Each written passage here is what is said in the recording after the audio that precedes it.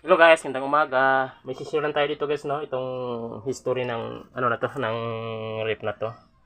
Ang dating ano nito guys, ang dating compressor niya, nagpalit tayo ng ano, yung nag-order tayo ng brand new, no? Ito brand new yan sa galing sa ano, online. Yan oh, may QD 52H. May kasama pang 50 UF na capacitor no sa seat ng compressor. Pero ito guys, i-check natin guys Yan. Yan, gumana yung guys oh. Wow, 1.4.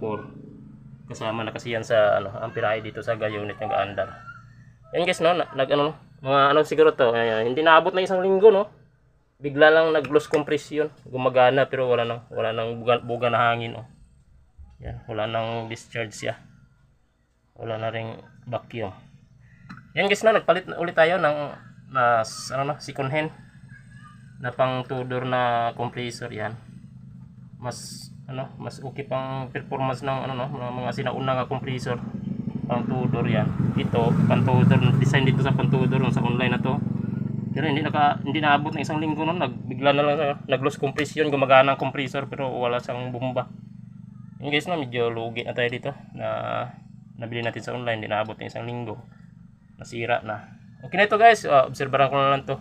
Samsung to no, na no frost. Ito yung sa loob niya, yan. Samsung no frost. Yan guys, nag-ice na yan, usok-usok na. Yan guys, maraming salamat.